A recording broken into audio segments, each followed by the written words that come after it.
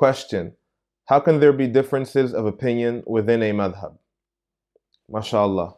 So that's a good question actually. There are many factors that lead a madhab to have differences of opinion inside of the madhab. Now, the first thing we can mention is the fact that sometimes the imam of a madhab has different narrations that are narrated from him on a certain issue.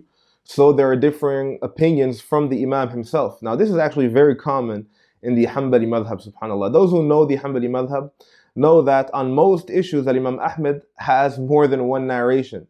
So more than one opinion. And there are reasons for this that we have spoken about before, and maybe we'll touch upon that again, inshallah ta'ala, in the future. But the point is that is a factor. And this exists in the other madhab as well.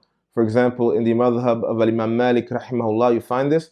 So this is why the other scholars from the madhab that came later, they'll have a difference of opinion on which one of these opinions from the imam is the correct opinion, or what we call the mu'tamad opinion, yani the opinion that is chosen, that is reliable, that is the strongest from the imam. So hence, based on that, you'll have differences of opinion amongst the scholars in that one madhab.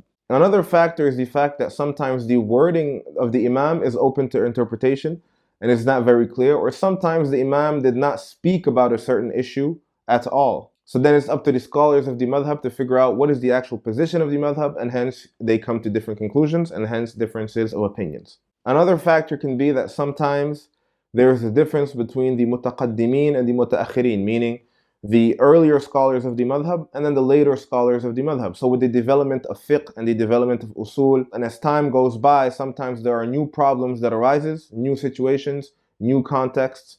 So you find that sometimes the later scholars adapt their opinion to that, and sometimes that opinion may contradict or may be different to the opinion of the earlier scholars from that madhab.